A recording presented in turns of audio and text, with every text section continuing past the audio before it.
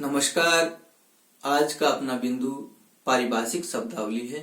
प्रतियोगी परीक्षाओं में पारिभाषिक शब्दावली से जो प्रश्न पूछे गए हैं उन प्रश्नों के बारे में विस्तार से चर्चा करेंगे। पारिभाषिक शब्दावली से दो प्रकार के प्रश्न बनते हैं, एक तो वर्ण से संबंधित या शब्दावली से संबंधित शब्दावली दी जाती है और उसको परिभाषित करना होता है, या ऐसा पूछा जा सकता है कि कोई भी परिभाषा दे दी और उसके बारे में पूछा गया कि ये परिभाषा निम्न में से किस वर्ण को या किस शब्द को स्पष्ट करती है।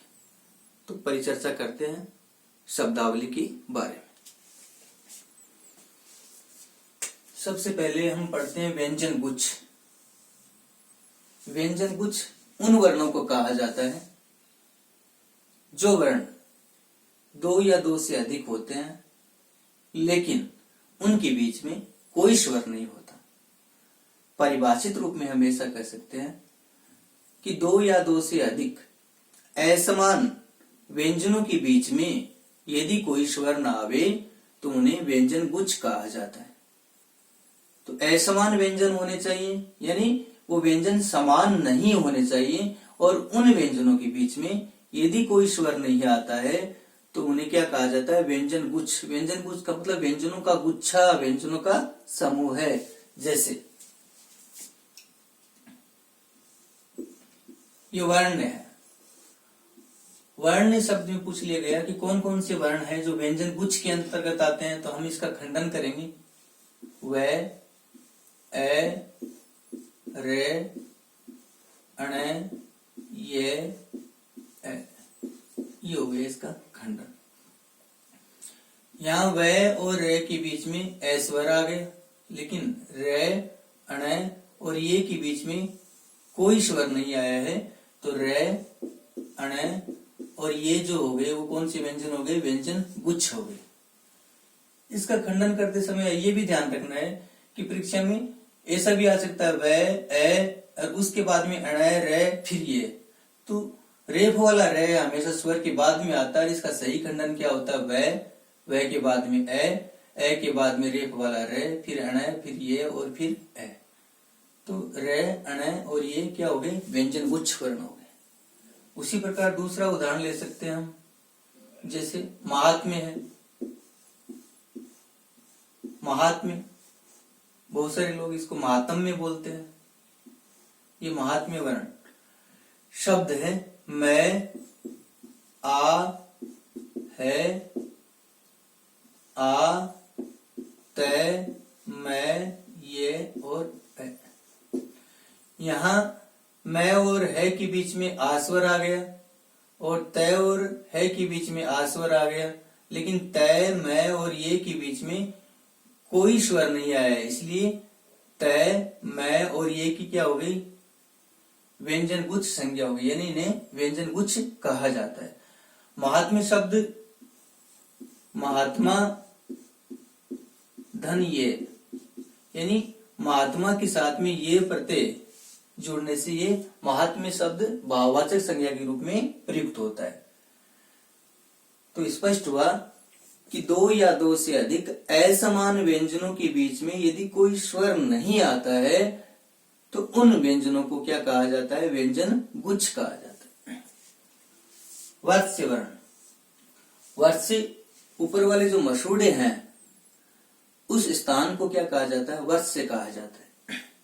और जिन वर्णों का हम उच्चारण करते हैं तो जीवा ऊपर वाले मसूड़ों को स्पर्श करती है, उनसे चिपक सी जाती है, उन वर्णों को क्या कहा जाता है? वर्स्य वर्ण कहा जाता है। इसमें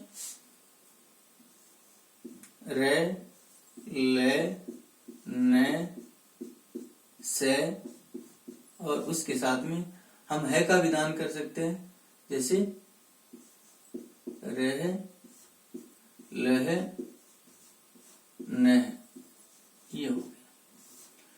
र, ल, न, श, रह, लह, न, ये सारे के सारे वर्ण जिनका हम उच्चारण करते हैं तो जीवा ऊपर वाले मसूड़ों को स्पर्श करती है, उनसे चिपक सी जाती है, ल, र, इस प्रकार। तो वर्ज्य वर्ण कौन कौन से हो गए? र, ल, न, श, रह, लह, नह। यानी इनके साथ में ल का है का विधान करने पर भी ये कौन से बन जाते हैं? वर्ज्य वर्ण बन जाते हैं। फिर है ऊष्म वर्ण, यानी श, श, है। जिन वर्णों का उच्चारण करते समय श्वास वायु कुछ गर्म होकर के घर्षण के साथ मुख द्वार से बाहर की ओर गमन करती है, उन्हें क्या कहा जाता है? ऊष्म वर्ण कहा जाता है या संघर्षी वर्ण कहा जाता है। संघर्षी शब्द संघर्ष के साथ में कौन सा प्रत्यय जुड़ा? ई प्रत्यय जुड़ा, यानी घर्षण होना। तो इसमें कौन कौन से आ गए? श, श और है। इन वर्णों को ऊष्म या संघर्षी वर्ण कहा जाता है। इसके बाद में स्वर यंत्रीय वर्ण कौन से होते हैं? यानी जिस वर्ण का उच्चारण स्वर के समान होता है वह वर्ण या वे वर्ण क्या कहलाते हैं? स्वर यंत्रीय वर्ण कहलाते हैं। इसमें है जो है उसका उच्चारण किसके समान होता है?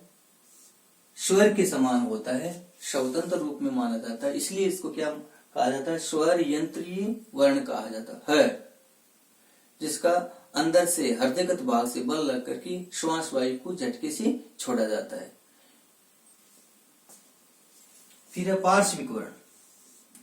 पार्श्विक शब्द को स्पष्ट करते हैं परस्वर धन इक, यानी परस्वर के साथ में इक प्रत्यय का विधान हुआ, और इक प्रत्यय का विधान जिस शब्द के साथ में होता है उस शब्द की प्रथम स्वर में क्या होती है? वृद्धि होती है। अगर ए होता है तो आ हो जाता है, अगर ई होता है तो आई हो जाता है, अगर उ होता है तो औ हो जाता है।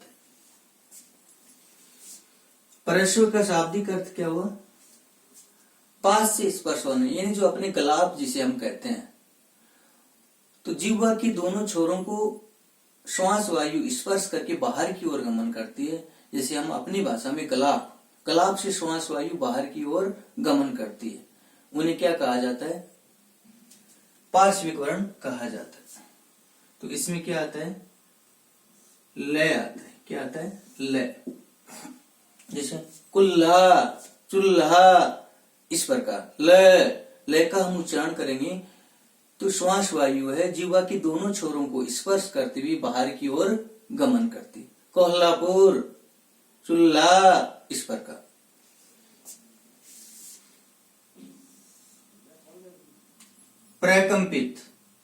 प्रकंपित वर्ण उन वर्णों को कहा जाता है जिन वर्णों का उच्चारण करते समय जिह्वा में क्या होता है? कंपन होता है, और कंपन होने के कारण उन्हें क्या कहा जाता है? प्रकंपित वर्ण कहा जाता है। इसमें रे आता है। कौन सा वर्ण आता है? रे का उच्चारण करते हैं तो जिह्वा में क्या होता है? कंपन होता है, रे। इसी रे को लुंठित वर्ण भी कहा जाता है। लुंठित का मतलब लुढ़कना होता है, यानी जो श्वास वायु है वह जिह्वा से लुढ़कती हुई बाहर की ओर गमन करती है, लुंठित। कंपन जब होता है तो श्वास वायु लुढ़कती हुई बाहर की ओर गमन करती है। कंपन होने के कारण तो इसे क्या कहा जाता है?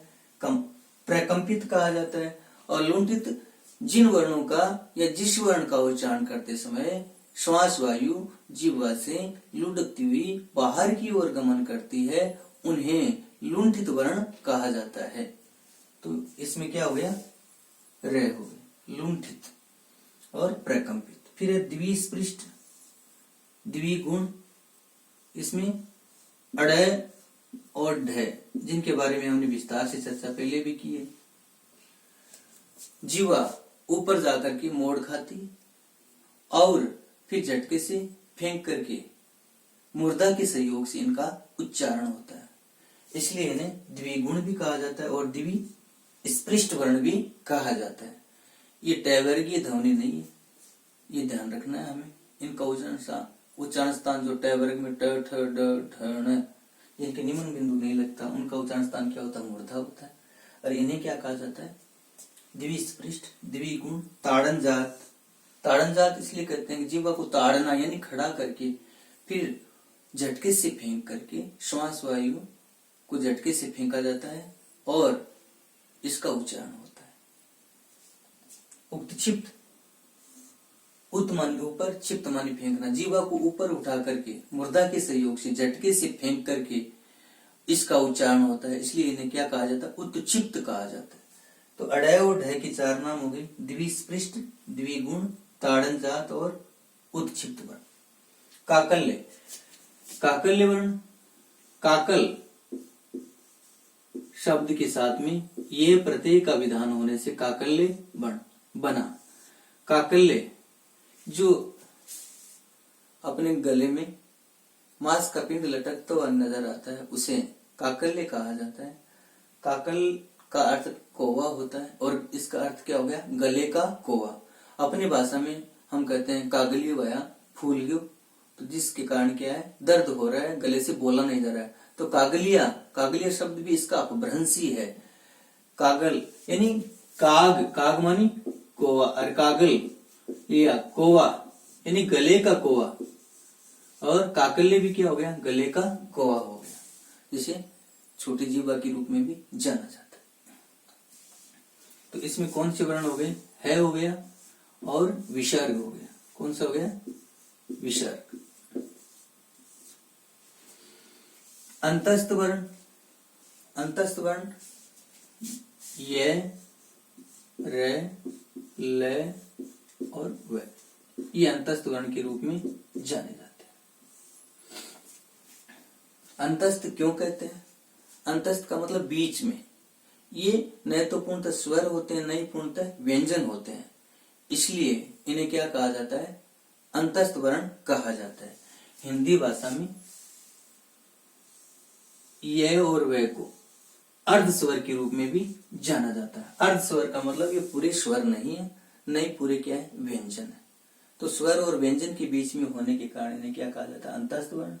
और ईषद स्पृष्ट भी इन्हें कहा जाता है कि इनका उच्चारण न तो पूर्णतः व्यंजन के समान, न ही पूर्णतः स्वर के समान होता है। अर्थात जब इनका उच्चारण करते हैं तो श्वास वायु जिह्वा, तालु, दंत आदि को कम स्पर्श करके बाहर की ओर गमन करते हैं। अर्थात इनका उच्चारण करते समय हृदयगत भाग से बल लग करके इनका उच्चारण होता है। य, र, ल, व, इस प्रकार। तो इनके नाम क्या हो गए? अंतस्थ हो गया, ईषद स्पृष्ट हो गया, संघर्षहीन प्रवाह हो गया। ये प्रश्न पूछा हुआ। संघर्षहीन प्रवाह का मतलब इनका उच्चारण करते हैं तो जो श्वास वायु का जो प्रवाह है उसमें संघर्ष नहीं होता है, घर्षण नहीं होता है, इसलिए इन्हें क्या कहा गया? संघर्षहीन प्रवाह। उच्चारण करते समय, जिन वर्णों का उच्चारण करते समय श्वास वायु में घर्षण नहीं होता, उन्हें संघर्षहीन प्रवाह वर्ण कहा जाता है। फिर है स्पृष्ट। स्पृष्ट वर्ण कैसे? मैं तक, यानी इनकी संख्या कितनी है? 25 है। कितनी है? 25। और पंच वर्ग वाले सारे के सारे वर्ण क्या है? स्पृष्ट के अंतर्गत आते हैं। पंच वर्ग क वर्ग, च वर्ग, ट वर्ग, त वर्ग और प वर्ग। संस्कृत में इन्हें कु, चु, टू, तू और पू के रूप में जाना जाता है। इसलिए उन्हें क्या कहा जाता है? उदित वर्ण भी कहा जाता है। उदित, उदित का मतलब यह उत धन इत, ये उत धन इत, इसका मतलब क्या हुआ? जो क का उ है उसकी इत संज्ञा हो जाती है, जिसकी इत संज्ञा होती है उसका तस्य लोप से लोप हो जाता है। अर्थात उसमें क्या बचता है शेष? कु में तो क बचा, चू में च बचा, टू में ट बचा, तू में त बचा और पू में प बचा। तो ये क्या हो गए? हिंदी के हिसाब से क वर्ग, च वर्ग, ट वर्ग, त वर्ग और प वर्ग हो गए। तो इन्हें कैसे मैं तक जो 25 वर्ण है उन्हें क्या कहा जाता है? उदित वर्ण भी कहा जाता है। स्पृष्ट जिन वर्णों का उच्चारण करते समय जिह्वा, तालु, ओष्ठ, दंत या मुख के अन्य किसी अवयव को स्पर्श करती है और श्वास वायु मुख द्वार से बाहर की ओर गमन करती है, उन वर्णों को क्या कहा जाता है?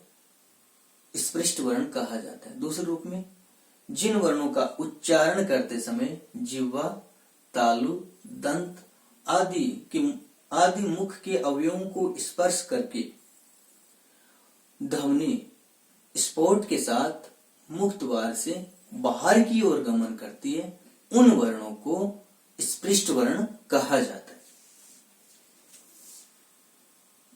है। स्पृष्ट संघर्षी, इसमें क्या आता है? च वर्ग आता है, यानी जिन वर्णों का उच्चारण करते समय कुछ घर्षण होता है और ध्वनि घर्षण के साथ मुख द्वार से बाहर की ओर गमन करती है, उन्हें स्पृष्ट संघर्षी वर्ण कहा जाता है। च, छ, ज, झ, य, तो ये वर्ण है, इन्हें स्पृष्ट संघर्षी वर्ण भी कहा जाता है। च वर्ग के जो वर्ण है जिनका उच्चारण स्थान क्या होता है? तालु होता है। इचु ऐसा नाम तालु। द्वित्व, अच्छा प्रश्न बनता है, 3 से अधिक बार पूछा हुआ है। 2 या 2 से अधिक समान व्यंजनों के बीच में यदि कोई स्वर नहीं आता है तो उन्हें क्या कहा जाता है? द्वित्व कहा जाता है। यानी समान व्यंजन होने से ही 2 या 2 से अधिक भी हो सकते हैं, तो 2 समान व्यंजनों के बीच में यदि कोई स्वर नहीं आता है तो उन्हें द्वित्व कहा जाता है। उन व्यंजनों को क्या कहा जाता है? द्वित्व कहा जाता है। जैसे ये तत्व को व्यवहारगत हम ऐसा ही लिखते हैं, शब्द शुद्धि में भी काम में आने वाला शब्द है, एक ही तरह लिखते हैं। जबकि तद्धन्त्व, इसका संधि विच्छेद हो गया और यहाँ जो संधि है वो कौन सी हो गई? अघोष संधि हो गई। तो यहाँ दोनों तय के बीच में कोई स्वर नहीं आ रहा है, इसलिए इनकी क्या हो गई? द्वित्व संज्ञा हो गई। खंडन करके देखें तो तय, ए, तय, त, व और ए। अब यहाँ देखिए आप, इस तय और इस तय के बीच में क्या आ रहा है? ए स्वर आ रहा है, लेकिन इस तय और इस तय के बीच में क्या नहीं आ रहा है? कोई भी स्वर नहीं आ रहा है, तो इनकी क्या होगी? द्वित्व संज्ञा हो गई। यहाँ व्यंजन गुच्छ का उदाहरण भी यही है, तय, तय और वह के बीच में कोई स्वर नहीं आ रहा है, इसलिए व्यंजन गुच्छ कौन कौन से वर्ण हो गए? तय, तय, वह, और द्वित्व कौन से वर्ण हो गए? तय और तय हो गए। दूसरे रूप में मृण्मय, ये उदाहरण जो है वो किसका हो गया? व्यंजन गुच्छ का हो गया। और सच्चा, उच्च, ये जो उदाहरण है वो किसके हैं? च और च के बीच में, यहाँ च और च के बीच में उज्जवल, ज और जय के बीच में कोई स्वर नहीं आ रहा है, तो 2 समान व्यंजनों के बीच में यदि कोई स्वर नहीं आता है तो उन्हें क्या कहा जाता है? व्यंजन गुच्छ द्वित्व कहा जाता है। यहाँ ये बात ध्यान में रखनी है, यहाँ नय है और नय, ये दोनों ही समान व्यंजन है, लेकिन इनका खंडन करते हैं तो नय और नय के बीच में क्या आ गया? ए स्वर आ गए, इसलिए इसकी क्या हुई? द्वित्व संज्ञा नहीं हुई। तो ये ध्यान रखना है। तो ये सारे के सारे उदाहरण किसके हैं? द्वित्व की उदाहरण। चर्चा करते हैं अभ्यास प्रश्नों की। वर्ष्य वर्ण कौन से हैं? तो वर्ष्य वर्ण के बारे में हमने अभी चर्चा की, न, रे, ले, से, और न के साथ में है का विधान करने पर न, र, ल, इनका उच्चारण करते समय जीवा ऊपर वाले मसूड़ों को स्पर्श करती है, इसलिए इन्हें क्या कहा जाता है? वर्ष्य कहा जाता है। वर्ष्य का अच्छा प्रश्न ये बनता है कि इसका खंडन, शुद्ध खंडन करना है, तो बहुत सारे लोग या हम उच्चारण करते हैं व्यवहारगत, तो वर्तस्य भी इसका उच्चारण हो जाता है, लेकिन इसका जब हम खंडन करते हैं तो देखिए आप, व, ए, रे, ते, से, ये और ए, ये खंडन हो गया। तो इसमें व्यंजन गुच्छ वर्ण जो है ना वो कौन से हो गए? रे हो गया, तय हो गया, से हो गया और ये हो गया। ये है, ध्यान ये देना है कि ये जो रेप वाला रे है वह तय से पहले आएगा, और क्योंकि ये स्वर के बाद में ही बोला जाता है तो वर्ष से ऐसा इसका शुद्ध वाचन होता है। तो रे, फिर तय, फिर से, और फिर क्या आता है? ये व्यवहारगत विकल्प में अगर ऐसा दिया होता है तय, र श ये, तब वो गलत हो जाएगा। तो पहले क्या आएगा, र आएगा, फिर त आएगा, फिर स आएगा, और फिर क्या आएगा, ये आएगा। ये व्यंजन गुच्छ वर्ण भी होगा। उदित, उदित वर्ण है कैसे, मैं तक, इनकी संख्या कितनी है, 25। अर्ध विसर्ग का प्रयोग क व ख के साथ होने पर वह कहलाते हैं। यानी अर्ध विसर्ग का प्रयोग क और ख के साथ होता है तो उन्हें क और ख को क्या कहा जाता है, अर्ध विसर्ग को जानते हैं। इसका प्रयोग बहुतायत में संस्कृत भाषा में ही होता है। ये जो स्थिति है ना, इस स्थिति को क्या कहा जाता है, अर्ध विसर्ग कहा जाता है। तो यहाँ क के साथ में प्रयोग होता है और ये ख के साथ में इसका प्रयोग होता है, तो इन्हें क्या कहा जाता है, अलिजीवीय वर्ण कहा जाता है। क्या कहा जाता है, अलिजीव या अलिजीवीय वर्ण, जो संस्कृत भाषा में प्रयुक्त होता है। ये जो चिन्ह है ना, वो क्या कहलाता है, अर्ध विसर्ग। अर्ध विसर्ग का प्रयोग प और फ के साथ में होता है, तब प और फ के साथ में जब होता है तब इन्हें उपद्यमानीय वर्ण कहा जाता है। क्या कहा जाता है, उपद्यमानी। ये दोनों ही स्थिति संस्कृत भाषा में प्रयुक्त होती है, लेकिन हमें ध्यान देना है कि ऐसी जो स्थिति है वो क्या है, अर्ध विसर्ग की होती है। तो इस चिन्ह का नाम क्या हो गया, अर्ध विसर्ग हो गया। ये किसके पूर्व लगता है, क और ख की, प और फ की। ये प्रश्न पूछा हुआ है, पंचांग में अनुस्वार किन ध्वनियों के स्थान पर होता है। यानी पंचांग में जो अनुस्वार हुआ है ये, वो किन ध्वनियों के स्थान पर हुआ है, ये बताना है। तो इसका हम खंडन करेंगे, प, य, च, ये, चा, ग और ग। यानी यहाँ अनुस्वार से पहले चैवर्ग की ध्वनि है, तो चैवर्ग का पंचम वर्ण ये हो गया, और यहाँ ग है यानी कैवर्ग की ध्वनि, इसलिए इस अनुस्वार के स्थान पर क्या हो गया, ग हो गया। तो अनुस्वार किन के स्थान पर हुआ है, ये और ग के स्थान पर। ये भी हमें ध्यान देना है, ग पहले अगर विकल्प में है और यह बाद में है तो भी अपना विकल्प यानी जो उत्तर का चुनाव हुआ है वो गलत हो जाएगा। पहले क्या है, यह आया और उसके बाद में क्या है, ग है, उसके स्थान पर हुआ है। वर्ष में व्यंजन गुच्छ वर्ण है, वर्ष है उनमें व्यंजन गुच्छ वर्ण बताने में। तो अभी परिचर्चा की, रे, त, स, ये हो गए व्यंजन गुच्छ वर्ण। द्वित्व का उदाहरण नहीं है, तो द्वित्व का उदाहरण इनमें से देखना हमें कौन सा नहीं है। तो यहाँ च और च के बीच में कोई स्वर नहीं है। यहाँ कुत्ता डबल तत्ता आ रहा है, त और इस त के बीच में कोई स्वर नहीं है। यहाँ ग और ग की